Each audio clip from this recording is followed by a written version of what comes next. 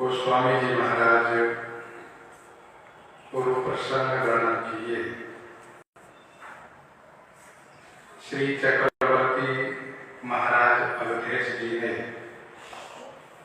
महर्षि श्री विश्वामित्र जी से उनके आगमन का कारण जब पूछा तब उन्होंने यह कहा कि राजन, मुझे असुर समूह बहुत पीड़ित करते हैं, इसलिए मैं आपसे याचना करने के लिए आया हूं। आप अनुज के सहित श्री रघुनाथ जी को मुझे दे दीजिए, जिससे ये दोनों असुरों को संहार करेंगे और हमें सनाथ कर देंगे। महर्षि विश्वामित्र जी महाराज कहते हैं, ये दोनों भाई निश्चरों को, असुरों को समाप्त करेंगे और भगवान जब अवतार लेते हैं तो अवतार लेकर के असुरों का संहार कार्य प्रथम प्रारंभ करते हैं। असुर मारी थापहि सुरन राखहि निज श्रुति सेतु, जग विस्तारहि विशद जस राम जन्म कर हेतु। तो असुरों को मारना यह अवतार का एक मुख्य प्रयोजन होता है। अनंत अवतार के कार्यों में से कार्य ये भी होता है कि असुरों का संहार करना। श्री विश्वामित्र जी ने कहा कि निशिचर वध मैं हो सनाथा। जैसे महर्षि ने श्री राम जी को मान किया, वैसे ही श्री चक्रवर्ती जी का मुख मंडल मुरझा गया। श्री चक्रवर्ती जी बड़े दुखी हो गए। यह देख करके श्री विश्वामित्र जी ने कहा, देहो भूपमन हर्षित तजहु मोह अज्ञान, धर्म सुजस प्रभु तुमको, इन्हें कह अति कल्याण, इन्हें कह अति कल्याण। हे भूप, मन से हर्षित होकर के मोह और अज्ञान को परित्याग कीजिए तथा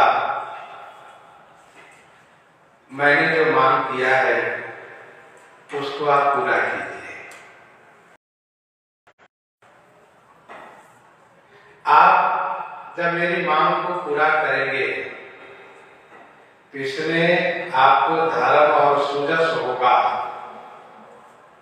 और आपके इन पुत्रों को कल्याण होगा। इनका अति कल्याण।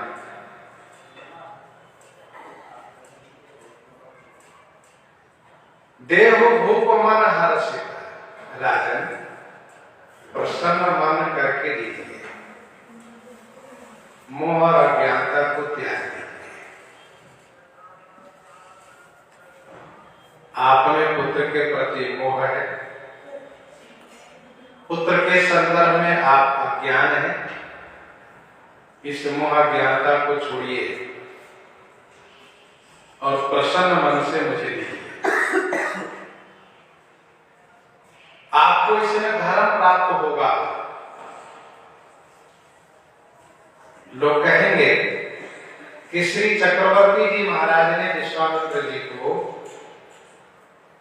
देने के लिए वचन दिया था, तो उन्होंने पूरा किया। इससे आपका धर्म होगा और आपके पुत्र के द्वारा जो कार्य होंगे, जैसे कि असुरों का संहार, यज्ञ की रक्षा, अभी मुख्य रूप से यही तो दिखा रहे हैं महर्षि, लेकिन इसके साथ साथ और भी कार्य होने हैं। तो उन कार्यों के होने से आपको सुजस प्राप्त होगा। राजन, इनका अति कल्याण, आपके इन पुत्रों को कल्याण प्राप्त होगा। हम लोग कल चर्चा कर रहे थे, कल्याण का मतलब इशारा है विवाह से, अर्थात इनका विवाह होगा।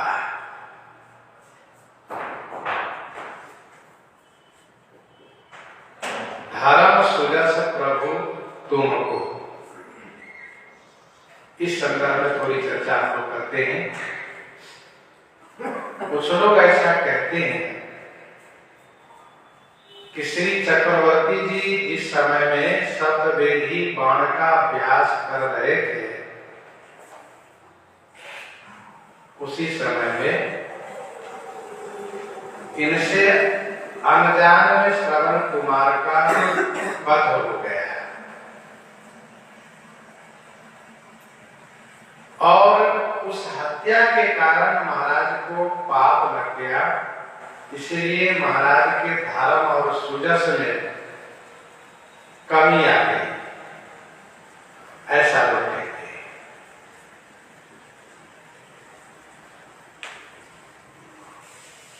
और इतना ही नहीं, इसके आगे भी लोगों ने कहा, इसलिए श्री महाराज मिथिलेश जी ने श्री चक्रवर्ती जी को नहीं बुलाया है।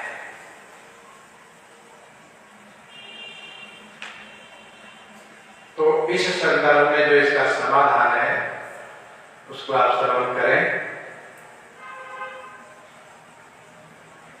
श्रवण कुमार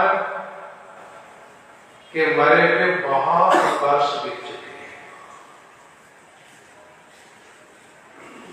जब उस समय में महाराजा श्री चक्रवर्ती जी कुमार अवस्था में ही थे, विवाह नहीं हुआ था, ये उस समय की घटना है। और ये सत्य है कि अनजान में श्रवण कुमार की हत्या हो गई, उनका वध हो गया। लेकिन इनको ब्रह्म हत्या लगी है, यह कहना उचित नहीं है, क्योंकि श्रीमद् वाल्मीकि रामायण में ऐसा वर्णन है। श्रवण कुमार ने श्री चक्रवर्ती जी से कहा, राजन, आप इस बात को लेकर के चिंता न करें कि मैंने एक ब्राह्मण कुमार को मारा है।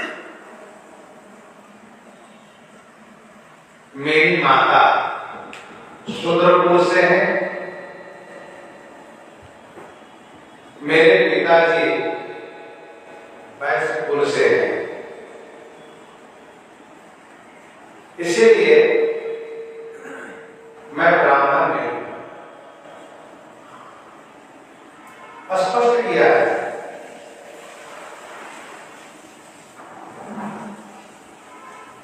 श्री चक्रवर्ती जी महाराज ने श्रवण कुमार से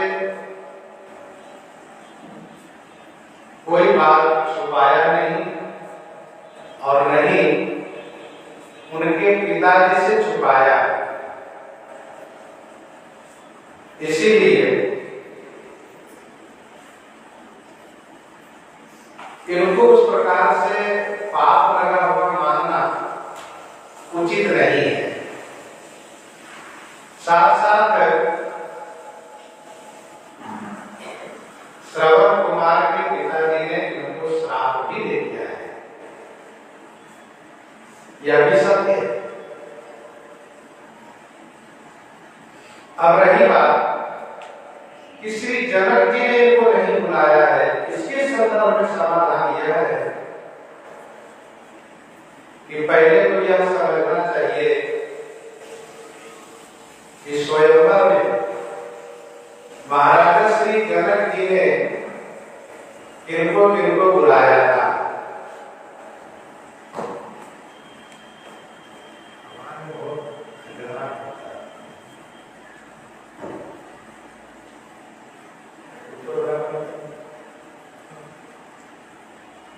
तो महाराजा श्री जनक जी ने किनको किनको बुलाया था, पहले इस बात को समझना चाहिए। तब हम इस प्रकार से महाराजा श्री चक्रवर्ती जी पर कुछ कह रहे हैं।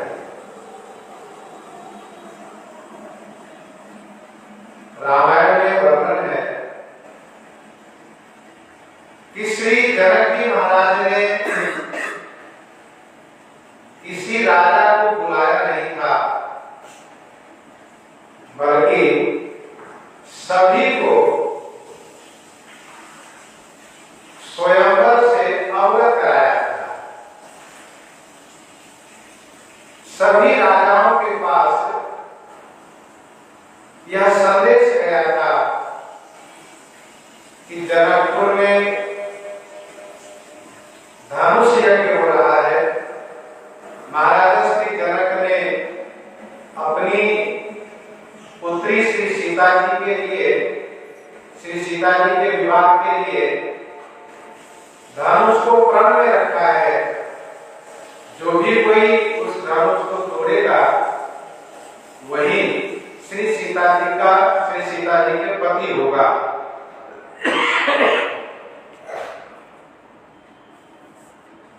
इस प्रकार से महाराजा श्री जनक जी ने संदेश कहलवाया था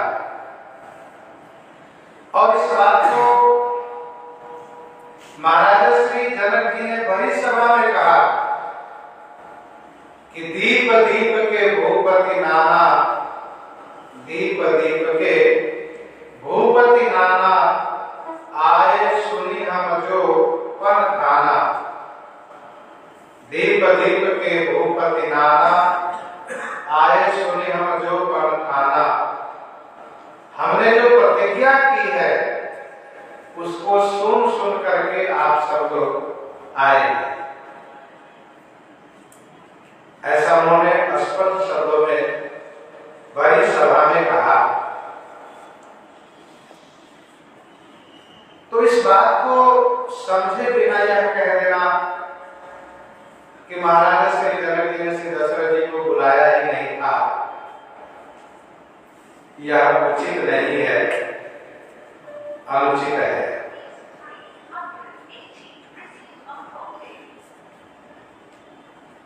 अब रही बात कि श्री चक्रवर्ती जी जनकपुर क्यों नहीं गए, तो इसका उत्तर यह है कि श्री चक्रवर्ती जी महाराज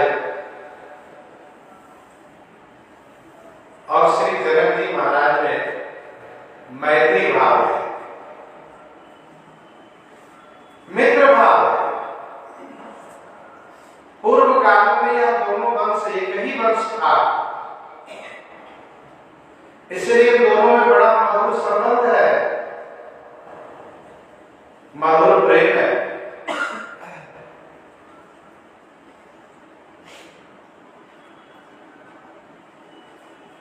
श्रीमद् वाल्मीकि रामायण में ऐसा वर्णन है कि महाराजा श्री चक्रवर्ती जी ने अपने उस पुत्र कामेष्टि यज्ञ में महाराजा श्री मिथिलेश जी को बुलाया और वे आए नहीं थे।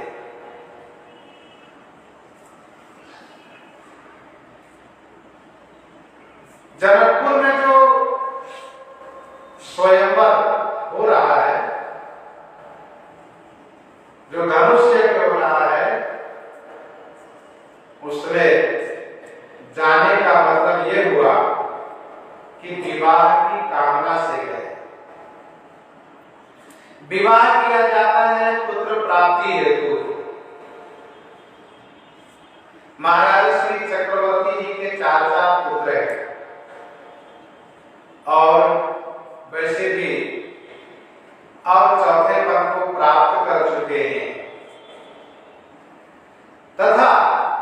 श्री जनक जी महाराज से मधुर संबंध है, उनकी बेटी अर्थात मेरी बेटी है। इसीलिए श्री चक्रवर्ती जी को वहां पर जाना उचित नहीं लगा। किसी ने यह पूछा कि ठीक है, श्री चक्रवर्ती जी को जाना उचित नहीं लगा क्योंकि उनकी बेटी अपनी बेटी बद है, अपने पुत्र को भेजे होते। इसका समाधान यह है कि श्री चक्रवर्ती जी के विचार में उनके पुत्र अभी बड़े सुकुमार हैं और धनुष भारी है। उस धनुष को उठाना श्री चक्रवर्ती जी के विचार में मेरे पुत्र के बस की बात नहीं है। इसीलिए उन्होंने अपने पुत्रों में से किसी को नहीं भेजा। तो इन सभी बातों को समझे बिना यह कह देना कि महाराज जनक ने सब राजा को बुलाया, श्री अवधेय जी को नहीं बुलाया, यह बिल्कुल है। कहीं भी जब कोई आयोजन होता है, कोई उत्सव होता है, तो उसके निमंत्रण दो तरीके से दिए जाते हैं। एक, विशिष्ट लोगों के पास आमंत्रण कार्ड लेकर के पहुंचा जाता है और सविनय निवेदन किया जाता है कि कृपा करके आप इस उत्सव में पधारें और हमारे ऊपर अनुग्रह करें। और दूसरा निमंत्रण ये होता है कि जैसे अब तो निमंत्रण का एक जो व्यवस्था है वह बदल गई है। पहले होता था कि ध्वनि प्रसारण यंत्र, जैसे कि लाउड स्पीकर द्वारा प्रचार किया जाता था, अथवा जैसे कि रेडियो स्टेशन से है, टीवी स्टेशन से है, और अब तो बढ़िया संसाधन हो गया मोबाइल के द्वारा, व्हाट्सएप है, यूट्यूब है, उसके द्वारा लोग प्रचार करते हैं। तो इसको भी निमंत्रण ही कहा जाता है। लेकिन जो एक विशेष लोगों के पास कार्ड लेकर पहुंचा जाता है, उनको आमंत्रित किया जाता है, तो उनके लिए विशेष व्यवस्था की जाती है क्योंकि ये विशेष रूप से हमारे मेहमान है। और एक जो सामान्य निमंत्रण जो गया है, अब आप आइए तो अच्छी बात है, ना आइए तो कोई बात नहीं, आए तो आपका स्वागत है। उनके लिए भी व्यवस्था की जाती है, रहने, बैठने और खाने। तो महाराजा श्री जनक जी ने तो स्पष्ट कर दिया कि मैंने किसी को व्यक्तिगत रूप से नहीं बुलाया है।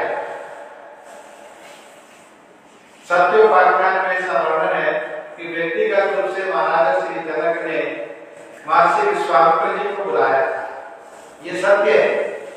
और विश्वामित्र जी को इसलिए बुलाया था कि श्री जनक जी को स्वप्न में आदेश हुआ था भगवान शिव का कि आप धनुष को प्रण में रखो, धनुष जो तोड़ेंगे वही सच्चिदानंद ब्रह्म होंगे, और उन्हीं की शक्ति है श्री सीता जी, उन्हीं ब्रह्म के साथ श्री सीता का विवाह होगा।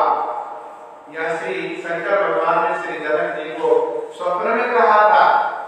इसीलिए महाराजा श्री जनक जी ने श्री विश्वामित्र जी को बुलाया था कि वे ब्रह्म का पहचान करेंगे। उस समय के सबसे बड़े तपस्वी, सबसे बड़े सामर्थ्यवान और सबसे बड़े तेजस्वी ब्रह्म को परखने वाले महर्षि विश्वामित्र जी। संयोग ऐसा बना, मिथिलेश जी का भाग्य इतना बड़ा उदित हुआ कि जिनको बुलाया कि ब्रह्म को परखेंगे, वही महाराज, वही महापुरुष ब्रह्म को लेकर ही आए। और महाराज मिथिलेश जी ने प्रथम नजर में ही श्री रघुनाथ जी के ब्रह्म तत्व को परख लिया, समझ लिया जी से पूछने पर उनके द्वारा अनुमोदन भी प्राप्त कर लिया। तो इन सभी बातों को समझना चाहिए। वस्तुतः महाराजा श्री अवधेश जी से श्री विश्वामित्र जी महाराज धर्म सूरज का प्रलोभन दे रहे हैं, जिससे कि प्रसन्नता पूर्वक पुत्र मोह को परित्याग करके और मेरे साथ विदा कर दे, मुझे दे दे। इसलिए कहा धर्म सूरज प्रभु तुमको इन्हें कहा अति कल्याण। सुने राजा अति अप्रिय वाणी, हृदय कंप मुख दूते कुम्भिरानी, हृदय कंप मुख दूते कुम्भिरानी। सुनि राजा अति अप्रिय वाणी। महाराजा श्री चक्रवर्ती जी ने अति अप्रिय वाणी। आप अपने पुत्र को हमें दे दीजिए, यह वाणी अति अप्रिय है। हृदय कम, महाराज का हृदय कांपने लगा, हृदय में कंपन हो गया। मुख दूती कुम्भिलानी, मुख की दूती माने कांति, श्री कुम्भिलानी माने उदास हो गई, मुरझा गए। महाराज एकदम से सुखा गए, स्तब्ध रह गए। कुछ क्षण के लिए सुनि राजा अति अप्रिय वाणी,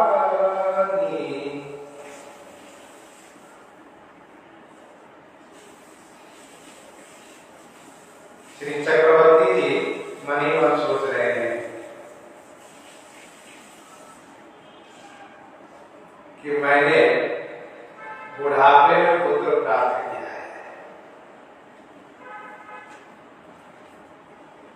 और बुढ़ापे में जब पुत्र प्राप्त होता है तो उस अवस्था में पुत्र के प्रति बड़ी ममता हो जाती है।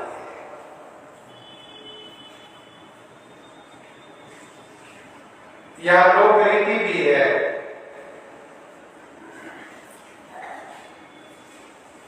छोटे पुत्र पर पिता की बड़ी ममता होती है।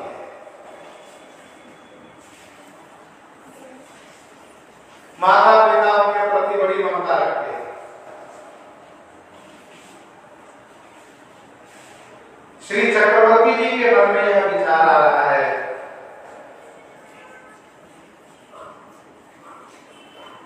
कि महाराज ने मांगा भी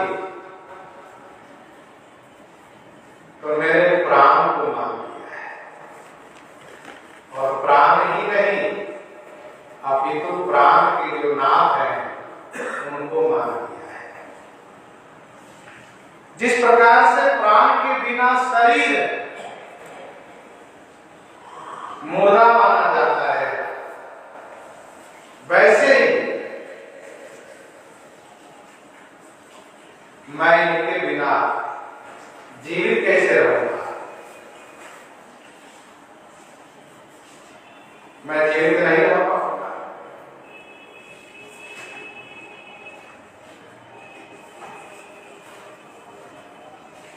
पुत्र का मांगना यह अति अप्रिय वाणी है। इसलिए हृदय कांप गया है, मुख की दूती माने कांति कुंभला गई है, अर्थात महाराज श्री ही हो गए, शोभा ही हो गए, एकदम से विह्वल हो गए।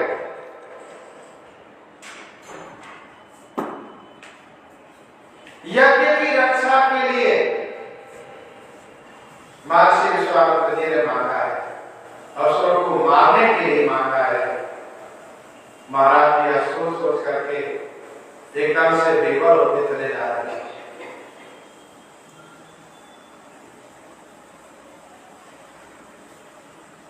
श्री कैकेयी ने महाराज से श्री राम जी के लिए वर मांगा।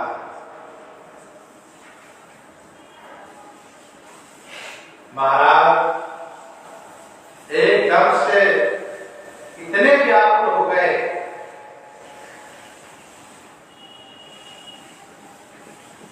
कि वे बिल्कुल मूर्छित से हो गए।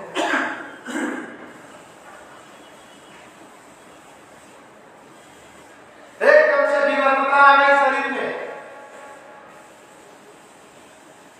मानो बिजली तार वृक्ष को समाप्त कर दिया।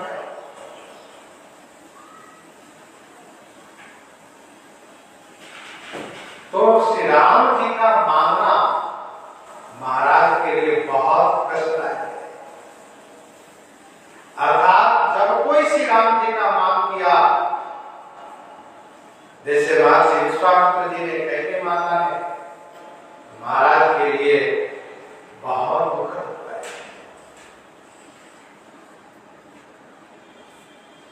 हृदय कंप मुकुट को मिलानी महाराज श्री चक्रवर्ती जी ने बहुत धैर्य धारण करके कहा, चौथे पन पायो सुत चारी, चौथे पन पायो सुत चारी, विप्र वचन नहीं कहे हो विचारी, विप्र वचन नहीं कहे हो विचारी। चौथे पन पायो सुत चारी।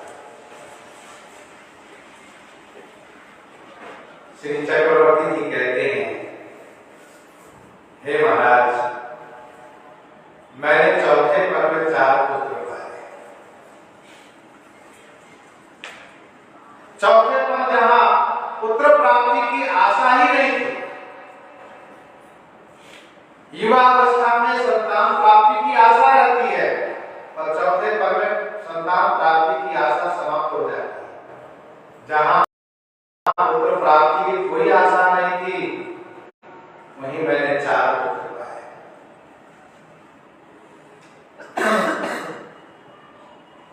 आप विद्वान हैं,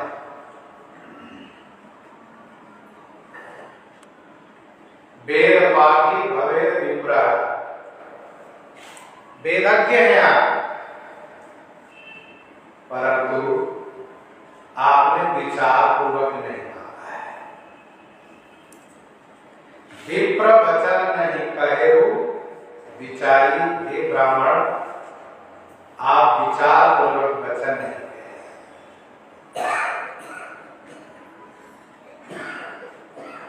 अब आप जरा विचार करिए, महर्षि विश्वामित्र जी महाराज एक गरिमा जो थी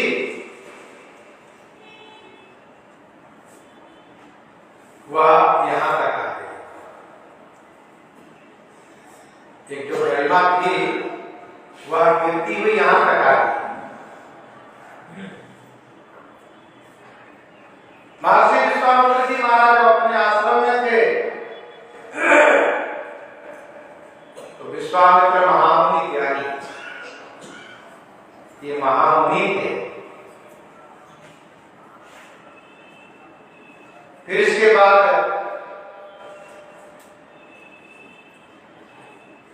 जब उन्हें यज्ञ के लेकर के चिंता हुई, राष्ट्र के हित में चिंता हुई, तब एक राजा के पुत्र के स्थिति में आ गए। राजा के पुत्र का निकाह करने में चिंता कर,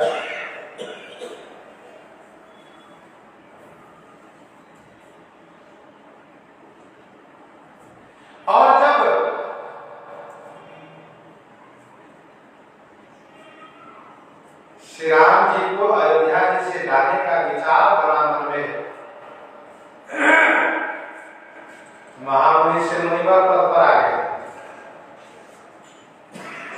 लेने के लिए अयोध्या जी पहुंच गए, तो मुनि पद पर आ गए।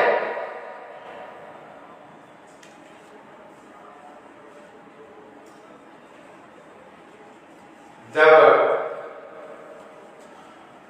श्री चक्रवर्ती जी महाराज का सम्मान प्राप्त किया, एक बार फिर से गोस्वामी जी को कहना पड़ा ये मुनिवर है। उनके हृदय बड़ी खुशी हुई।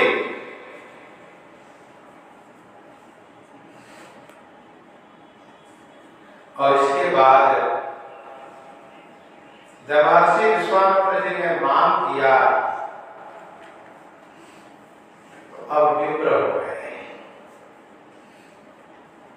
इस प्रकार से की गरिमा गिर दी गई।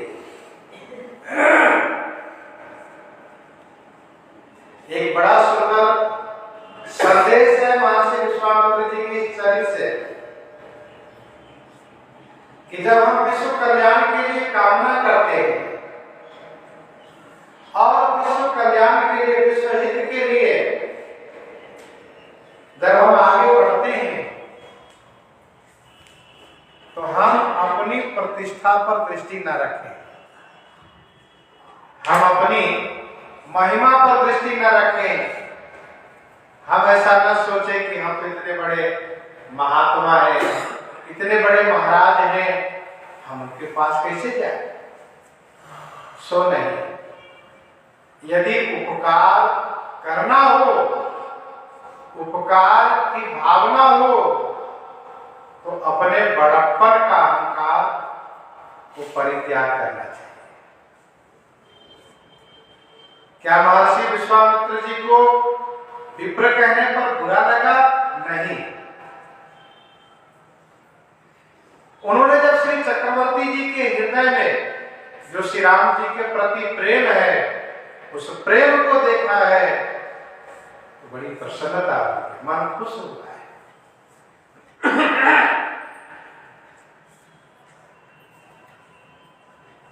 श्री चक्रवर्ती जी ने कहा, विप्र वचन नहीं कहो विचारी। सीधे शब्दों में भी इनको ये कहा जाए तो ये होगा कि श्री विश्वामित्र जी मांगने पर अविचारी ब्राह्मण हो गए, अविचारी ब्राह्मण रह गए। इस प्रकार से यहां तक इनकी गरिमा घटी है। जो अपनी गरिमा को नीचे करके आगे बढ़ता है, उन्हीं को भगवान की कृपा प्राप्त होती है और उन्हीं के द्वारा विश्व का कल्याण होता है। ये भी ध्यान रखना चाहिए।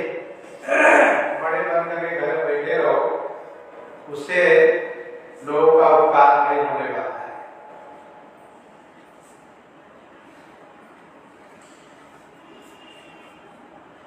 अच्छा, श्री चक्रवर्ती जी कहते हैं कि महाराज मैंने चौथे परम पुत्र को प्राप्त किया है। श्रीमद् वाल्मीकि रामायण में यह वर्णन है। बालकांड के 20वें सर्ग में श्री चक्रवर्ती जी ने कहा, महाराज खष्टी वर्ष सहस्राणि, खष्टी वर्ष सहस्राणि जातस्य मम कौशिकः। हे कौशिक मुनि, 60,000 वर्ष की आयु के बाद पुत्र की प्राप्ति हुई। 60,000 वर्ष की आयु बीतने पर पुत्र की प्राप्ति हुई। खष्टी वर्ष सहस्राणि जातस्य मम कौशिकः। और आप इस बात को समझ सकते हैं कि एक वृद्ध पिता को अपने पुत्र पर कितनी ममता होती है।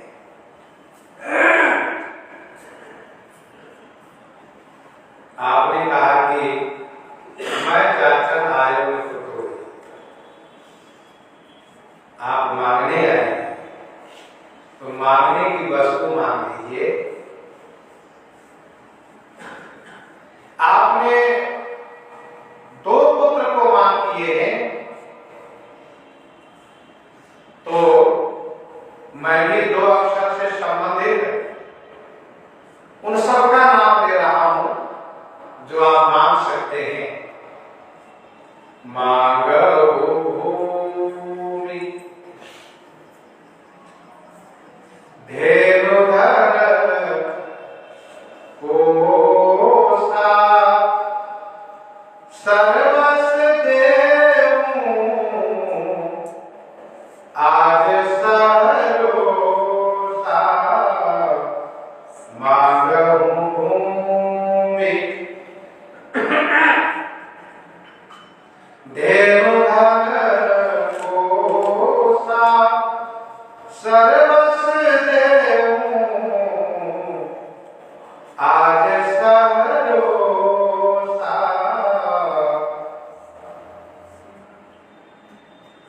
भूमि मांग लीजिए, धेनु गौ मांग लीजिए, धन संपत्ति मांग लीजिए, पोष माने खजाना मांग लीजिए। आप इन चारों में से एक मांगिए, दो मांगिए अथवा चारों मांगिए।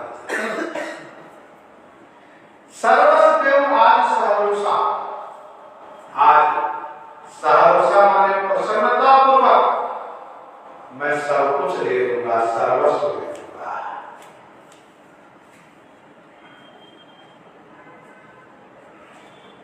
महाराज, मैंने जो प्रार्थना किया है कि कई कारण आगमन तुम्हारा कहो सो करत न लाभ तुम्हारा, तो मैं उसे अवश्य पूरा करूंगा, अवश्य शीघ्र पूरा करूंगा, परंतु मांगने वाली वस्तु नहीं।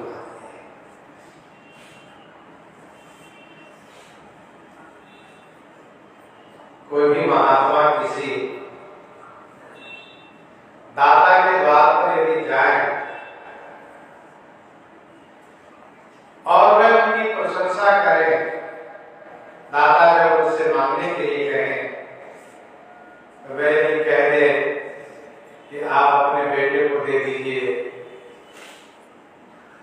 चाहे वह जितना बड़ा दाता क्यों न हो,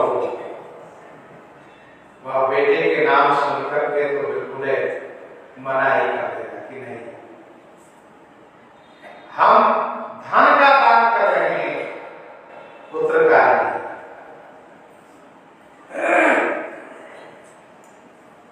श्री चक्रवर्ती जी ने कहा भूमि मांग लीजिए। अच्छा, पहले महाराज ने भूमि का नाम लिया क्योंकि राजा की दृष्टि भूमि पर ही रहती है, राजा की दृष्टि भूमि पर रहती है, अपने राज्य की सीमा पर रहती है।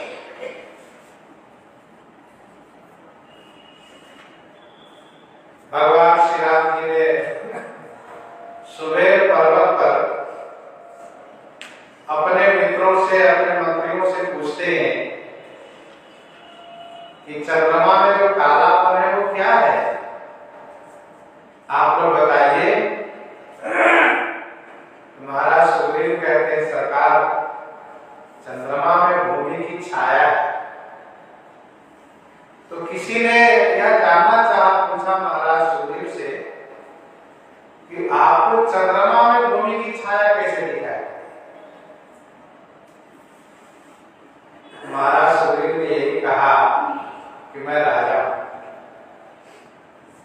और राजा की दृष्टि जहां तक जाती हो, राजा उन सभी को अपने राज्य की सीमा ही मानता है। चंद्रमा में भूमि की छाया था, ये चंद्रमा तक मेरा राज्य है, इसीलिए मैंने कहा ससीमा प्रकट भूमि के जाए। और बाकी भी सबका अलग अलग विचार है, और विचारों का अभिप्राय यह है कि जो जैसे होते हैं उनको उसी प्रकार से संसार दिखता है। तो श्री चक्रवर्ती जी ने कहा मांगो भूमि, आप भूमि मांग लीजिए। आप बताइए मैं भूमि कितना आपको दूं? और यदि आप कहेंगे कि मैं थोड़े भूमि से क्या करूंगा, मैं आपको संपूर्ण भूमि दान करूंगा, संपूर्ण भूमि दान कर दूंगा।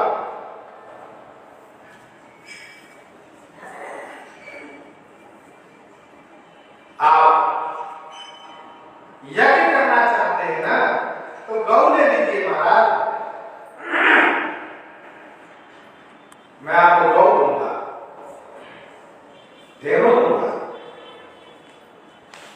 यज्ञ करने में धन की आवश्यकता होती है, मैं आपको धन दूंगा, धन ले लीजिए। और आपको ऐसा लगे कि थोड़े धन से मेरा यज्ञ नहीं होगा, तो मैं पूरा खजाना आपको सौंप दे रहा हूं। महाराज, इन सबको देने में मुझे किंचित दुख नहीं होगा, किंचित मलाल नहीं होगा। मैं सामान्य प्रसन्नता पूर्वक आपको दूंगा।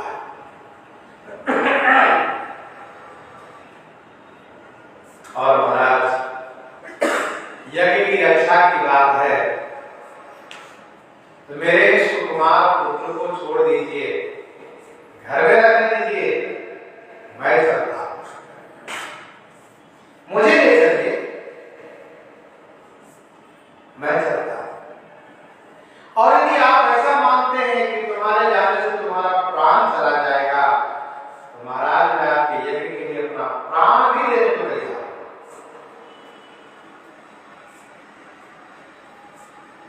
भूमि धन धेनु कोसा के साथ साथ देह प्राण दे प्रिय कछु नाही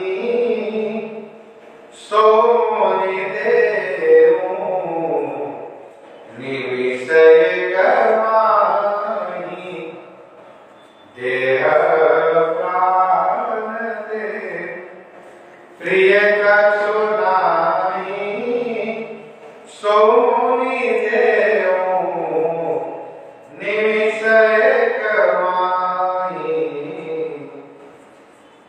सोनि देऊ।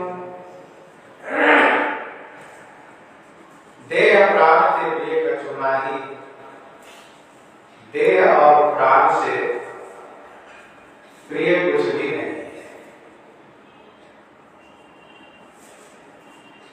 धेनु सो माने वह भी अपनी देह, अपना प्राण एक निमेष में अर्थात एक पल में मैं आपको दे दूंगा।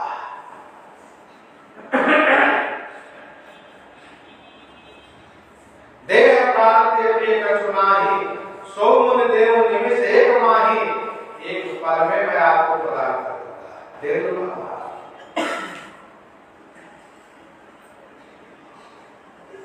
देह और प्राण से प्रिय कुछ भी नहीं है।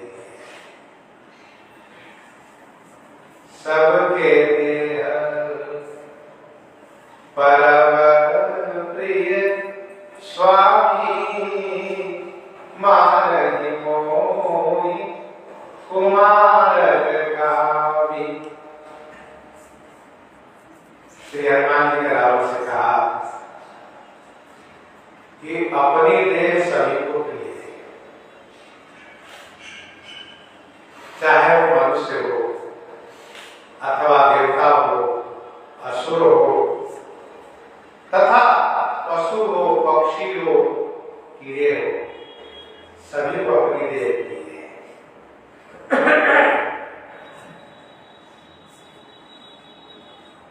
सभी को अपनी देह उसी प्रकार से प्रिय है जैसे अपनी देह हमें प्रिय है, ये समझना चाहिए।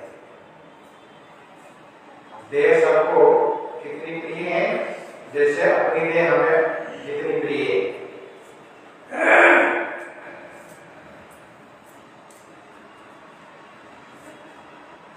लोग कहते हैं जान है तभी जान है। अरे भैया, जब शरीर रहेगा तभी तो संसार रहेगा। इसीलिए बीमार होने पर, रोग होने पर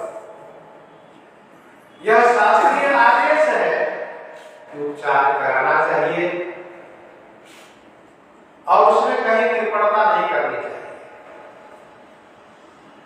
लोग शरीर को स्वस्थ करने के लिए धन की चिंता नहीं करते,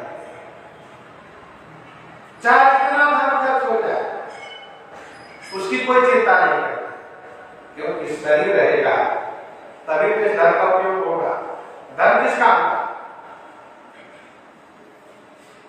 तो देह सबको प्रिय है और देह से प्रिय कोई और वस्तु नहीं है, शरीर से प्रिय कोई वस्तु नहीं है।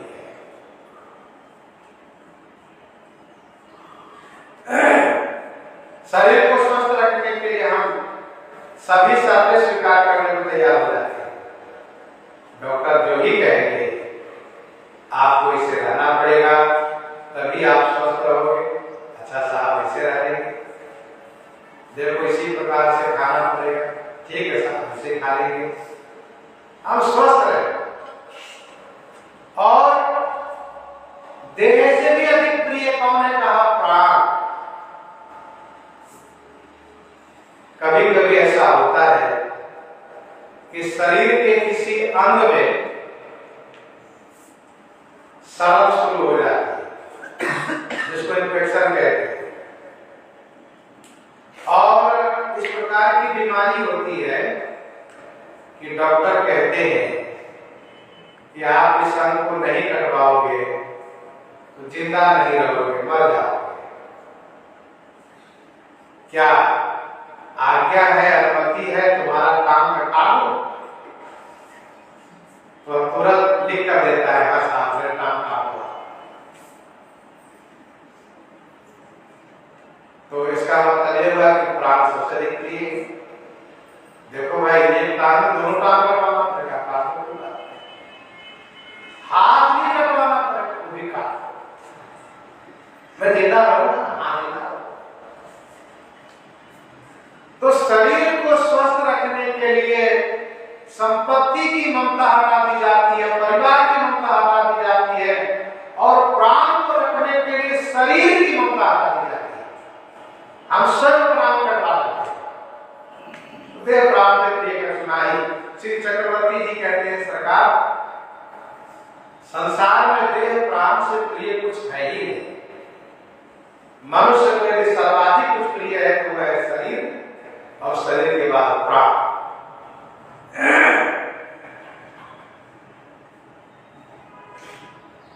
बहुत समय नहीं मिलता है। 2022 लाख चल रहा है, बीतने वाला है, और 20 से 21 की घटना से हम लोग परिचित हैं, जब उस महामारी का दौर चल रहा था। उसमें देह प्राण से प्रिय कर सुनाई के तमाम प्रमाण दिखाई दे रहे थे। जब उस महामारी कोरोना काल में पता चला कि उनको कोरोना हो गया और मृत्यु हो गई कोरोना से, तो भले ही वह जितने प्रिय रहे हो, परंतु उस काल में वह उनको छूना नहीं। अरे वे तो मर ही गए, हम क्यों छू करके? बहुत सी बातें सुनने को मिली समाचार के माध्यम से, और कुछ दृश्य तो देखने को मिला जब किसी विशेष कारण से सरोजनी के तट पर जाना हुआ। तो बताइए, एम्बुलेंस में शव को लाया गया है, परिवार के एक सदस्य भी है ही, वो बेचारा दूर से रो रहा है। तो कहने का बात यह है कि देह प्राण से प्रिय कर सुना है, चाहे जितने बड़े प्रिय रहे हो, कोरोना काल में मरने पर उनके प्रति वह प्रेम नहीं देखा जा रहा था, फिर अपनी देह और अपने प्राण दिखाई दे रहे। तो देह प्राण से प्रिय कर सुना ही, सोमन देव में निश्चय कमाही। श्री चक्रवर्ती जी कहते हैं महामुनि, मैं एक निमेष में, एक पल में अपना शरीर दे दूंगा, प्राण दे दूंगा। महाराज श्री चक्रवर्ती जी दानी है, दानी है, इसलिए कहते हैं मानो भूमि धेनु धर्म पोषा सर्वस देहु आज सहरोसा। महाराज शूरवीर है, इसलिए कहते हैं देव प्राण के प्रिय कछु नाही सो गुण देव निविषेक माही। क्योंकि दानी और शूरवीर के लिए गोस्वामी जी ने लिखा है दानी का आओ और कृपनाई होई की खेम कुशल लौटाई। दानी में कृपणता नहीं होती है और शुद्धता में वीरता में अपने शरीर और प्राण की चिंता नहीं होती है, वही खेम कुशल लौटाई।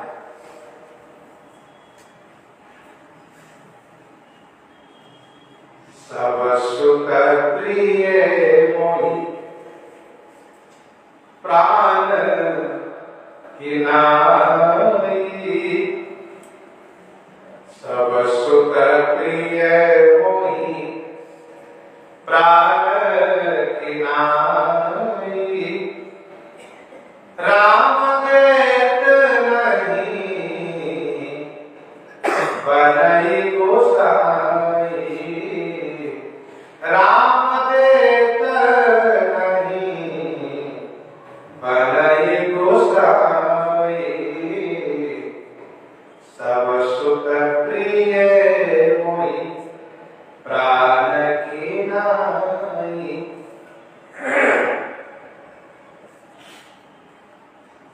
महाराज सब सुख मारे चारों पुत्र मुझे प्राण के जैसे प्रिय है।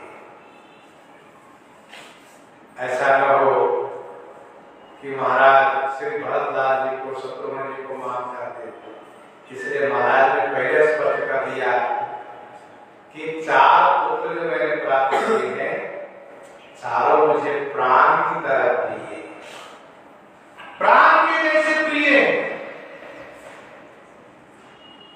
और जहां तक श्री राम जी की बात है महाराज, राम जी तो प्राण के भी प्राण है, इसीलिए राम देव नहीं बने गोसाई। चक्रवर्ती जी के महाराज के चक्रवर्ती जी महाराज के शब्द का संभाल है। ऐसा नहीं कहा कि मैं नहीं दूंगा ना, ऐसा नहीं कहा। उन्होंने अपनी लाचारी दिखाई, अपनी विवशता दिखाई और कहा ये गोसाई, गोसाई माने बिल्कुल के स्वामी है आप समझ सकते हैं मेरी इंद्रियां किस प्रकार से व्याकुल हो गई है। ये गोसाई श्री राम जी को देते नहीं कर पा रहा है।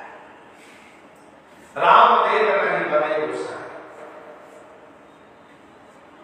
सब सुख प्रिय मोहि प्राण की नाई। राम देत नहीं बनई गोसाई।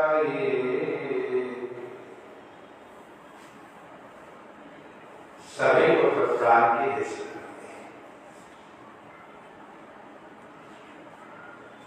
श्री राम जी को देते नहीं कर पा रहा है।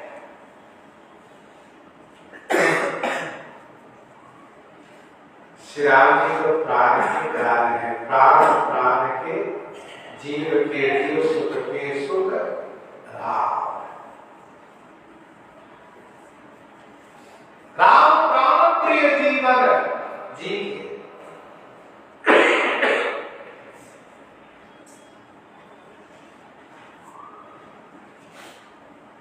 श्री राम जी को देते नहीं कर पा रहा है महाराज। श्री चक्रवर्ती जी ने से कैकेयी से उस वक्त कहा जब उन्होंने श्री राम जी के लिए वर मांगा, तो कहा कि रानी तुम यदि कहो मैं अपना सिर इसी क्षण काट करके तुम्हें प्रदान करता हूं। मांग मात्र अब ही देव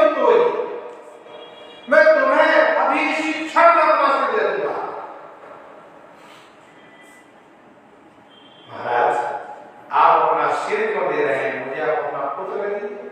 कहा नहीं, पुत्र को देने में मुझे बहुत क्लेश हो रहा है, सिर मांग लो तुरंत दे देता हूं, आपको श्री राम जी को देने में क्या आपत्ति है। कहा श्री राम जी को दे देने से मैं बहुत तड़पूंगा, इतना तड़पूंगा कि उसका वर्णन नहीं किया जा सकता। राम विरह जनि मानसी मोह, विराट मुझे मत मारो, तड़पा करके मत मारो। तो कहने का भाव यह है, महाराज का प्राण श्री राम जी में बसा हुआ है। श्री चक्रवर्ती जी ने मनु शरीर में वरदान मांगा है, मनि में जल पीलू मीना मम जीवन दिन तुम्हारी अधीना।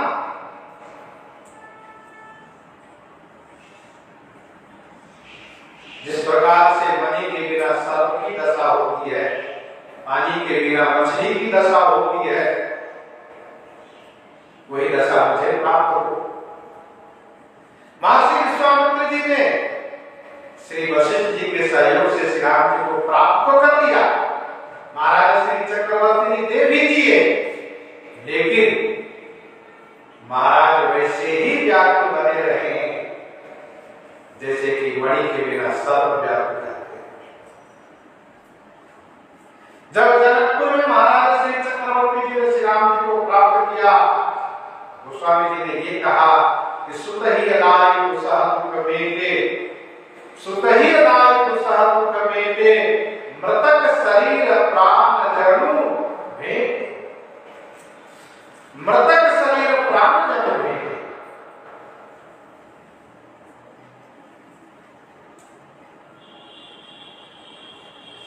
इस प्रकार से महाराज कह रहे हैं कि श्री राम जी को देखे नहीं पा रहा है।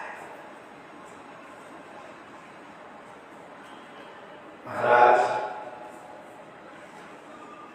आप श्री राम जी को यज्ञ की रक्षा में ले जाना चाहते हैं, असुरों से युद्ध कराना चाहते हैं, और मेरा राम अभी युद्ध के लायक नहीं है, अभी तो बहुत भोला भाला है, बहुत सीधा है, अभी मेरे राम ने तो असुर को देखा भी नहीं है, असुर को देखते ही तो डर जाएगा, वैसे ही मेरा राम असुर को देख करके जीवित नहीं रह पाएगा। असुर बड़े भयानक, बड़े क्रूर, बड़े दुष्ट होते हैं। निश्चर अति घोर कठोरा, कहाँ सुंदर सुत परम किशोरा, कहाँ निश्चर अति घोर कठोरा, कहाँ निश्चर अति घोर कठोरा, कहाँ सुंदर सुत परम किशोरा।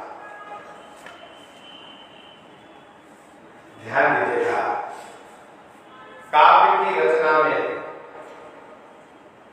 एक ही पंक्ति में दो बार कहाँ शब्द का प्रयोग किया जा रहा हो तो समझना चाहिए कि बहुत बड़े अंतर का संकेत कर रहा है वह शब्द।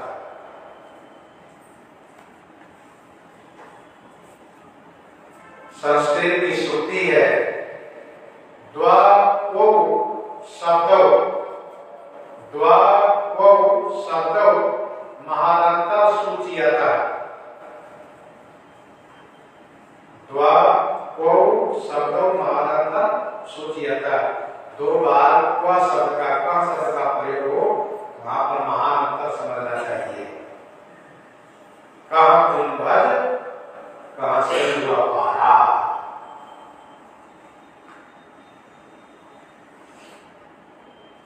कहाँ धर्म पुरुष ऊंचाई कठोरा, कहाँ से आनंद मधुरात किशोरा।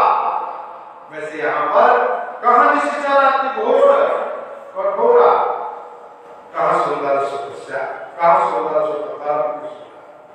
महाराज आप स्वयं विचार करें, कहाँ असुर, कहाँ असुर, निश्चर जो अति माने अतिशय घोर, भयानक, कठोर हृदय वाला, क्रूर स्वभाव वाला, दुष्ट प्रकृति वाला। आप मेरे पुत्र को देखिए, आपको दया नहीं आ रही?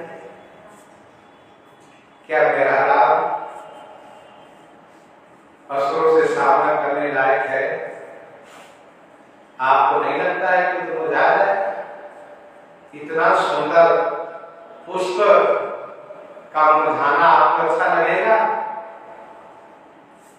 आप महात्मा हैं, आप विचार करें, कहाँ सुंदर सुंदर सुख और परम किशोरा।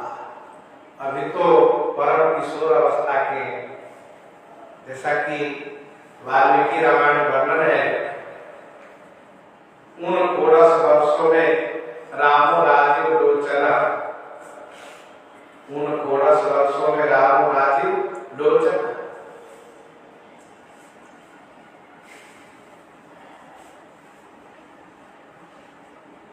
कहाँ सुंदर सुंदर परम किशोरा।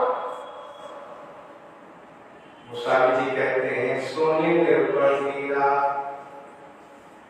प्रेम रस सानी, हृदय हरस माना मुनि ज्ञानी,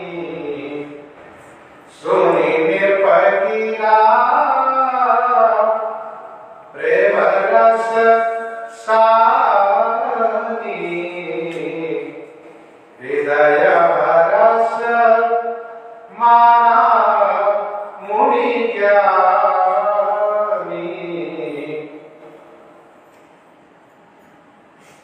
श्रीमद् वाल्मीकि रामायण में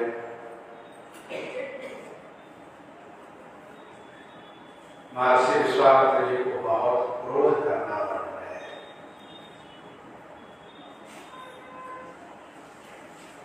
ये प्रसंग श्रीमद् वाल्मीकि रामायण में पढ़ने लायक है, बहुत क्रोध होने किया है।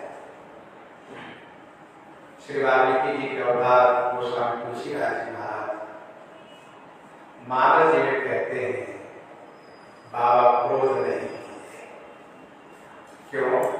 कहा ज्ञानी मुनि है, हृदय से खुश हो गए।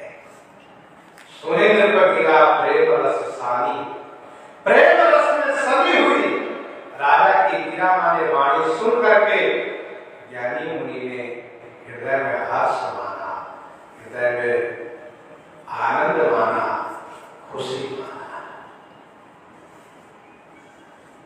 तो श्रीमद् वाल्मीकि रामायण के उस प्रसंग से इस प्रसंग को कैसे समन्वय करना चाहिए, इसका उत्तर ये है, गोस्वामी जी ने यहाँ पर कहा ज्ञानी मुनि ज्ञानी, मुनि ज्ञानी है। अर्थात श्रीमद् वाल्मीकि रामायण में विश्वामित्र जी महाराज जो क्रोध किए हैं वह केवल दिखावा क्रोध, ऊपर से। जैसे माता पिता अपने बच्चों पर क्रोध करते हैं, वह दिखावा क्रोध होता है, ऊपर का, हृदय का नहीं होता है। वैसे ही बाबा ज्ञानी मुनि है, ऊपर से दिखावा क्रोध किए डरवाने के लिए। स्वामी जी कहते हैं, हृदय से तो प्रसन्न हुए की बात भाई मानना पड़ेगा कि चक्रवर्ती जी का प्रेम है। सूर्य में गिरा प्रेम रस सानी, राजा की गिरा माने वाणी प्रेम रस में सनी हुई है, इसलिए ज्ञानी मुनि सुन करके हर्षित हुए, आनंदित हुए। और इसीलिए ज्ञान की शोभा है, वह ज्ञान शोभनीय होता है। कौन सा ज्ञान? जो ज्ञान प्रेम को स्वीकार कर लेता है, प्रेम को अपना लेता है, वह ज्ञान शोभनीय हो जाता है। जो ज्ञान प्रेम को नहीं स्वीकारता है वह ज्ञान शोभनीय नहीं होता है। सोहन प्रेम बिनु ज्ञान कर्णधार बिनु जीवी जल जान।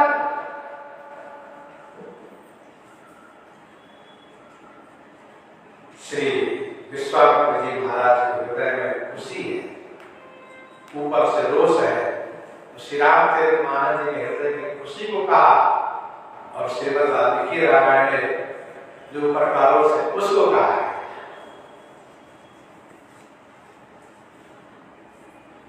श्री विश्वामित्र जी महाराज ने श्री वशिष्ठ जी की ओर देखा।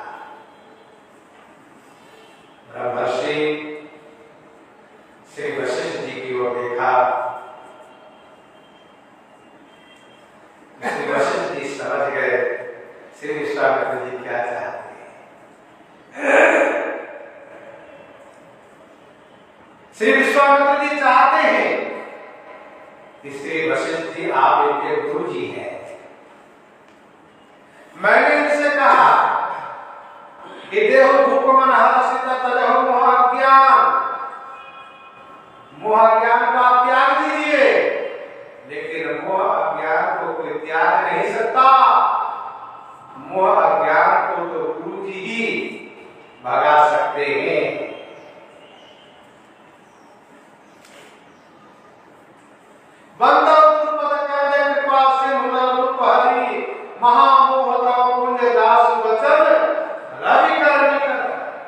गुरु जी ही मोह अज्ञानता को नष्ट करते हैं। कोई अपनी बुद्धि से, अपने विवेक से, अपने विचार से यदि अज्ञानता मोह को दूर करना चाहे बड़ा कठिन काम है, नहीं हो पाता है। मोह का निवारण तो गुरु जी करते हैं। महाराज विश्वामित्र जी कहते हैं वशिष्ठ आप इनके गुरु जी हैं, आप अपने चेले की अज्ञानता को, मोह को भगाइए, दूर कीजिए। तब श्री वशिष्ठ जी को स्मरण आया कि अब मुझे गुरुत्व को प्रकट करना पड़ेगा। तो श्री गुरु वशिष्ठ जी महाराज क्या किए, चक्रवर्ती जी का हाथ पकड़ लिए और कहा इधर और एक कोने में ले गए। एक कोने में ले गए और फिर वहां ले जाकर के समझाना शुरू किया। तब वशिष्ठ बहुत विधि समझावा, तब वशिष्ठ बहुत विधि समझावा, निर्वसंदेह नाश कर पावा, निर्वसंदेह नाश कर पावा। तब श्री वशिष्ठ जी ने बहुत प्रकार से महाराज श्री चक्रवर्ती जी को समझाया है और गुरु जी ने समझाया है। तो निर्वसंदेह नाश कर पावा, महाराज संदेह को नष्ट, महाराज का संदेह नष्ट हो गया। महाराज ने स्वयं यह अनुभव किया कि मेरा संशय दूर हो गया, क्योंकि महामोह अब कुंजता सुवचन रहित। श्री विश्वामित्र जी जो चाह रहे हैं, गुरु श्री वशिष्ठ जी महाराज बिल्कुल उसी अनुरूप श्री चक्रवर्ती जी को समझा दिए। श्री चक्रवर्ती जी के संशय का निर्मूलन हुआ, मोह भंग हुआ और श्री राम तत्व का बोध हुआ। फिर श्री राम जी को देने को तैयार हो गए, क्योंकि गुरु तत्व ही ईश्वर तत्व को बोध कराता है और तब जीव को विशेष रूप से आनंद और संतोष प्राप्त होता है। तो श्री चक्रवर्ती जी महाराज अब श्री राम जी को देने को तैयार हैं। जिस प्रकार से श्री राम लक्ष्मण को हृदय से लगा करके ध्यान दिया, अभी आपने सुना कि किसी कोने में ले गए, इसलिए कहना पड़ा क्योंकि यहाँ पर लिखा है कि श्री चक्रवर्ती जी बुलाए अपने पुत्रों। इसका मतलब है गुरु जी कोने में ले गए थे और गुरु जी समझा दिया, तो वहीं से श्री चक्रवर्ती जी ने इशारा किया श्री राम जी लक्ष्मण जी को, बेटा इधर। और श्री राम जी लक्ष्मण जी आए तो दोनों को पहले हृदय से लगाए और हृदय से लगा करके जैसा गुरु जी ने उनको समझाया था उस प्रकार से अपने पुत्र को महाराज ने समझाते हुए और फिर महर्षि विश्वामित्र जी को सुपुर्द किया है और श्री विश्वामित्र जी लेकर के जैसे प्रस्थान करेंगे यह प्रश्न आगे हम लोग श्रवण करेंगे। यही पर व्याख्यान करते हैं श्रवण करते हैं। श्री भगवान श्री राम नाम की घटना बजाय संत भगवान